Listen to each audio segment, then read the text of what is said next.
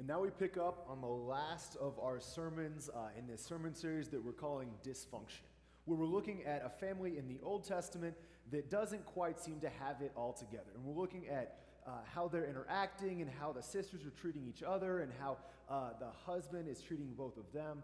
And we're looking at what we can learn from their life that we can apply to our life, both so that we can avoid some of the same pitfalls that they're falling into, but also so that we can seek to have not just better families, but better relationships in every area of our life, whether that's within the home or in our business, in our classrooms, on our sports teams, or just with people that we live next to on the street.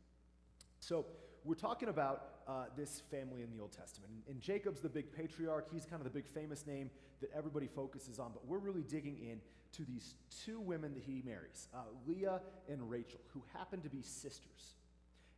And if you remember last week, or if you've read this story before, you know that this story kind of starts to feel like a soap opera. Actually, I had somebody tell me between services that it kind of feels like an ancient version of Keeping Up with the Kardashians, right?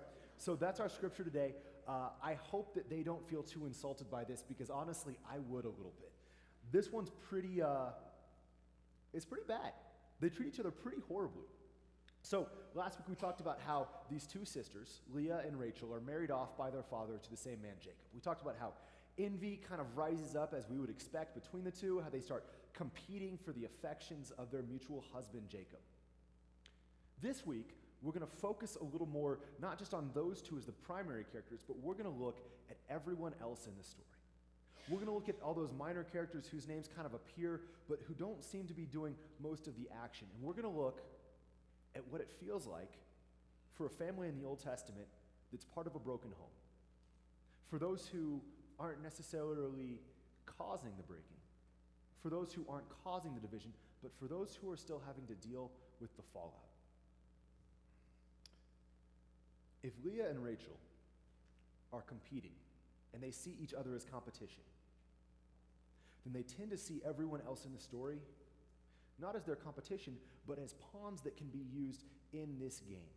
They tend to see everyone else around them in the story, and we read this, the more we dig into the story, the more it becomes apparent that everyone else to them is someone that can be used so that they might win. They're locked in this race to see who can have the most children, to see who can win their husband's affection. And everyone else along the way gets trampled. If we were to put it in 21st century terms, we might say that what these two sisters are doing is objectifying those around them. When we hear the word objectifying, it gets thrown around a lot in media. Typically, we associate it just with lust, with certain relationships. But the truth is that if you go down to the core definition of what it means to objectify someone, it means to treat them as an item, to treat them as an object, to treat them as something that we can use for our purposes rather than what they might or how they might wish to be treated. We find that to objectify someone is to treat them as less than fully human. It's to ignore part of who they are so that we can make them into what we would like them to be. If you've ever been objectified, if you've ever had someone treat you as less than a person, as something that can be used and disposed, then you know how aggravating that is. The truth is that most of us sometime in our life have been on both sides of this coin. Most of us have had somebody treat us like we were just there to satisfy their ends. And unfortunately, most of us, in moments that might not have been our best, have treated others this way as well. If you've ever had someone crack a joke at your expense because it would make them look cool or funny in front of other people, you know what it is to be treated as an object, to be used for someone's goal, and treated as less than human. And if you've ever experienced that, you know how quickly that can disintegrate a relationship. You know how damaging that can be to our ability to interact with people. When people treat us as if we are not human, it breaks our capacity to be in relationship with them. Today we're going to focus on 3 ways that objectification pops up in this story and also in our world. We're going to look at the ways that these two sisters, Leah and Rachel, tend to objectify everyone around them. And we're going to see what we can learn so that we can not make the same pitfalls. But also we're going to look at one key, one little glimmer of hope in the midst of what is otherwise a disastrous story that we might be able to apply to our lives so that we can live our lives in community a little closer to the way that God designed us, so that our families might not look like Leah and Rachel because none of us want crazy like that, but that we might have lives that are full and rich. We might go home to families that are packed with love. We might spend our time with coworkers that we trust. And we might play with teammates that we actually enjoy being around. The first time we see objectification pop up in the story is pretty straightforward, right? It's, as you might expect, with the servant Bilha. Now, the word here is translated as servant, but I think if we look at what happens to her, that it sounds like she's really more of a slave, because what happens to her is pretty destructive. She's a slave owned by Rachel. Rachel is the younger sister. Rachel is envious of her older sister Leah because Leah has lots of kids and Rachel doesn't. And so Rachel comes up with this plan. She goes, you know what? I'm going to have children and I can't do it myself because I'm infertile. So instead, I'm going to give my servant to my husband and she'll become pregnant. But then when the child is born, that child will be mine. And that way, I'll be able to compete and keep up with my older sister even though I can't have children myself. And that sounds a little weird to us, but that was actually not necessarily a common practice, but at least an accepted practice in the ancient world. It was the pre-scientific world's answer to surrogate parenting, to infertility. So it would work like this. A wealthy or powerful matron or mistress of a household who could not have children herself would confer with her husband, and they would pick out one of their servants or slaves. And that slave would be given to the husband. She would become pregnant, and she would carry that child for 9 months. And then when it was time to give birth, she would be laid across the legs of her mistress. So that as soon as that child was birthed, the midwife would take it and would gently clean it off, but then instead of handing it back to the woman who had just birthed it, the child would be handed to the lady of the household, to the owner. And that child would be considered to be hers for all purposes, both social and economic. And it would be as if she had given birth to that child. Now, this process, well, it makes sense in a lot of ways. If you need an answer to infertility, this is certainly one way to answer that problem in a pre-scientific world, but it fails to take one thing into account. See, it's great for Rachel, but it's pretty horrible for Bilha. Think about what it must have felt like. Imagine what's going on through Bilha's head as this happens. She watches as her owner, her master, gets into a fight with her sister.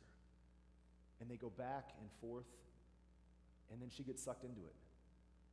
She finds out that she, without her consent or will be bearing a child, that she will be forced to become pregnant, bred like an animal, that she will carry this child for 9 months, that she will eventually give birth to it, dealing with all of the pain, all of the danger of childbirth in a pre-scientific world. But then when it comes time to hold her child that she's been longing for 9 months, that child will be taken and given to another. And she will watch every day as that child is raised by another, as she still does all the hard work of changing diapers and feeding, but ignores all the joys of being called mother. And she will not only that, but she will watch as that child is not treated like any child should, but it's treated more like a bargaining chip, like a point in this fight between these two sisters. This is what it means at the most extreme, to reduce a person to an object. Bilha's humanity is completely ignored. It's wiped out. The owners of her are treating her like nothing more than a puppet or a tool or an item that can be used for their purposes. And she is trampled in the process. No, we would never use anybody to that extreme. But the truth is that all of us, at one time or another, have made the mistake of treating a person like an object, like an item. All of us, at one time or another, have not treated people as well as they deserve to be treated. Every time we Every time we make plans with one group and then cancel them to do something else because somebody gave us a better offer, we are using someone as an object. Every time we consider someone's company good enough, as long as the popular people aren't nearby, we're using them like an object. Every time we treat a server at a restaurant or a cashier at a checkout line like they are just an extension of the machine and the mechanics that fill our needs, and we ignore them as a person, we are using people. We are objectifying them. We are reducing them to their ability to fulfill our needs and ignoring the humanity that they were created with. And that brings us to our second victim, Leah's firstborn son, Reuben. Imagine what it would feel like to grow up as Reuben in this household. You watch as your mother and your aunt compete for the affections of your father. You watch as your little brothers are born, and instead of getting normal names like John and Joey, they get names like, I have struggled with my sister and I am winning. And you watch as your mother and your aunt are so caught up in competing with each other that it seems that the only joy they take in the birth of their children is in the points that they score in this sick baby race they have with each other. You watch as your mother Leah stops being able to have children, and so she follows suit of her little sister, and she gives her slave Zilpha to your father, and these two sisters continue their baby race now through two new women. How long do you think it takes young Reuben to realize that if he wants to make his mother happy, if he wants to win her affection and her love, that he's got to somehow help her beat her sister in this race? And that's where the mandrakes come in. We read this passage and we just think that it's kind of a weird aside that it's talking about flowers in the middle of a really destructive family time, but it's actually more to it than that. See, nowadays we know that mandrakes are a fairly common shrub. They're not really anything special. They have slight hallucinogenic properties, so I recommend not eating them, but they're really pretty innocuous. But in the ancient world, the understanding was a little different. Mandrakes have a stubby, thick stem and 4 legs. We're going to throw a picture up here real quick. And you can see how if you pulled a mandrake out, you might think it looked a little bit like a person, right? If you squint just right, it looks a little bit like a deformed little human being. And so this folk understanding of mandrakes started to circulate. They weren't just plants, but that they were something different, that they were somehow tied to people, that they looked like children because they were tied to children. And so the association began, and people began to believe more and more, and eventually mandrakes were treated as a fertility aid, as something which could render an infertile woman to be fertile again. And you can see how immediately mandrakes become important to our story, because you have 2 women who are competing and risking everything to have children. Of course, anything that will make them more fertile is going to be interesting to them. But there's a flip side too. See, mandrakes weren't just considered a fertility aid, they were considered dangerous. People saw the roots that looked like a little human being, and they became a little afraid of it. They became scared, and they began to think, well, maybe it is a person. There began a belief, it became widely circulated by the time of our story, that to pull a living mandrake out of the ground, that it would scream. And not just a little scream, not just a little high-pitched scream that might be a little painful to hear, but a scream so loud, so devastating that it would kill any person who heard it.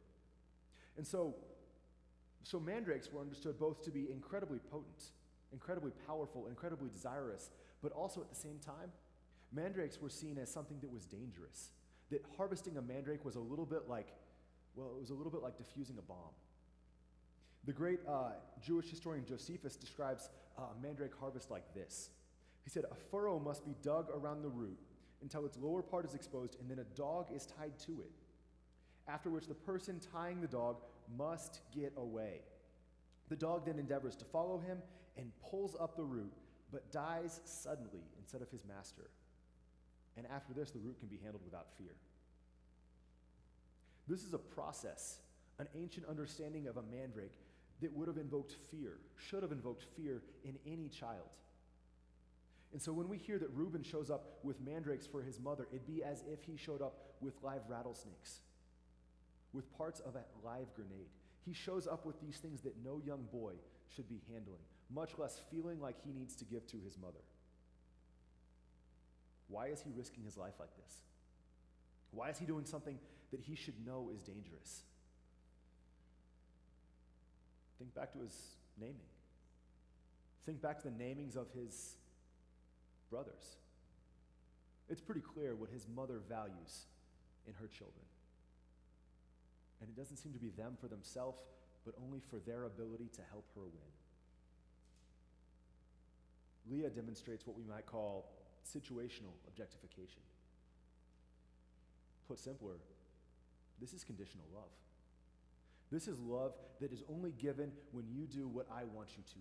This is love that says you're only good enough when you make the first team. This is love that says I'm only going to love you as a spouse if you lose a few pounds. This is love that says I am only going to respect you at work if you never ever make a mistake. We see conditional love all the time in our world. And we hate it. Nothing worse than finding out that someone's only going to like you if you live up to their standards.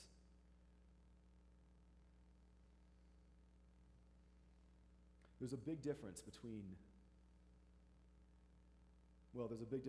conditional love and constructive criticism. See, it is possible to love someone and also to correct them. It is possible to love someone and yet also to hold them to a higher standard. There is a huge difference between saying you made a mistake or you didn't make the best team or you didn't try as hard as you should and therefore you're a bad person, and saying you made a mistake and I want to help you improve. We can hold people to a higher standard without withholding the love, the respect, the humanity which they are built with, and which they were given before we ever interacted with them. There's one last way to objectify somebody.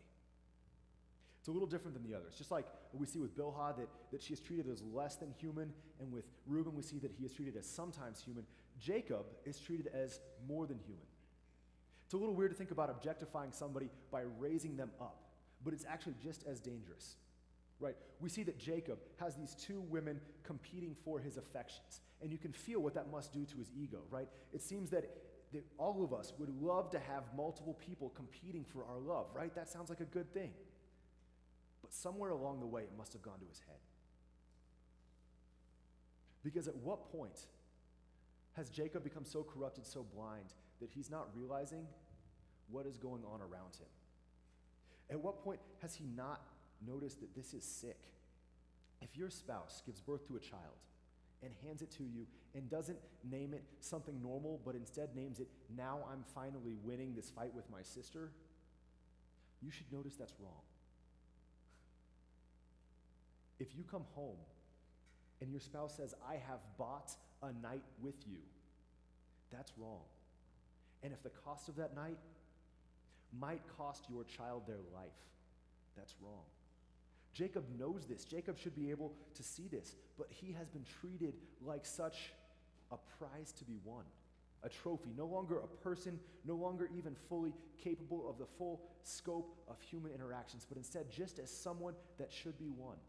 And it's gone to his head, and he's lost his heart. We have people who will build us up, whether for little things like our skills in sports to great things like how we do family or how we work at work or anything that we excel at. And it's tempting to let people whisper in our ear and tell us we're great, and that feels good for our ego, and we love to hear that, but we also need to be careful that we don't become like Jacob. And we begin to hear, things about ourselves that make us feel good, but it begins to darken our eyes to the things going on in the world around us. At the end of the story, the whole family's broken. Everybody has fallen to a different level of objectification, but everybody has been objectified. They've been removed of the fullness of their humanity and treated as objects. The great Russian novelist Leo Tolstoy put it this way in his novel Anna Karenina. He says, Happy families are all alike. Every unhappy family is unhappy in its own way. The pain each person experiences in this family is different, but the solution is the same. We could sit here and talk about things that can wreck our lives every single week, and we could spend every waking moment of our life seeking to avoid the bad. And we will talk about some things. We have these last 2 weeks, and there are some things that are so dangerous and insidious that we have to discuss them. But we also need to look for the good, for that which glues people together, which bonds communities, for that which allows people to be happy. And the key to having these strong relationships that God intended us to live in is actually pretty simple. It's the first thing that we learn about humanity. We go back to the very first few chapters of Genesis. We see that before humans are made, that God is walking in a garden. And God scoops down in the Garden of Eden and picks up some dust, some dirt. And he lovingly crafts a figure. But he doesn't just craft a random shape. Out of the dust of the earth, God crafts something in his own image. And he breathes into it his essence, his life. And that is the first human.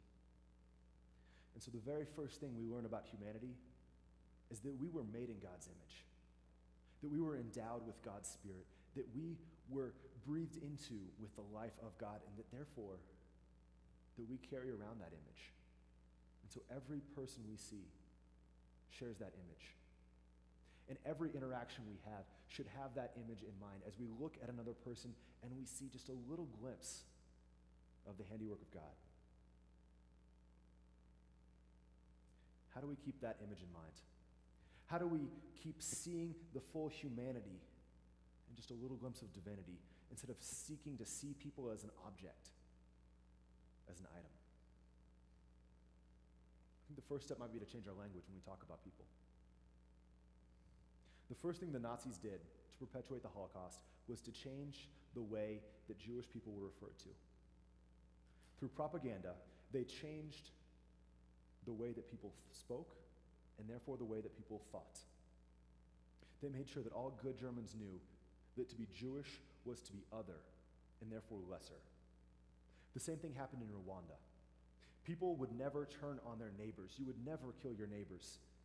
Those who you go to church with, those who you eat with, those who you live next to.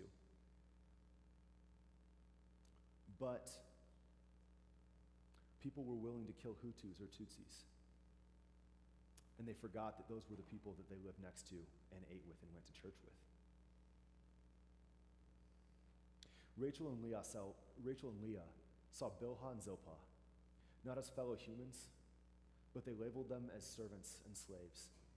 And it's pretty easy to treat a servant or slave as less than human. What would have happened if they had seen these as people? People who might have had a different role, but people who were people nonetheless. They saw their sons not as living gifts, not as beautiful things to be nurtured and cherished, but as opportunities to make statements. And so they named them things like, I have struggled with my sister and now I win. It is easy to see a child that you have named that as nothing more than another opportunity to compete with your sister. They saw Jacob, their mutual husband, not even as a man anymore, but as a trophy. And when someone becomes a trophy and not a person, it's very easy to remove some of that humanity that they are endowed with. So may we, as people of faith, refuse to objectify our neighbors. May we refuse to see people around us as anything less than people. May we refuse to ignore the image that God has put inside of each of us. May we refrain from using people as a means to our own ends. May we refrain from offering love, but only if certain conditions are met. And may we refuse to set people on a pedestal so high that it is unsustainable. And instead, may we see in them the image that God has endowed in them from their first breath, and may we treat them accordingly.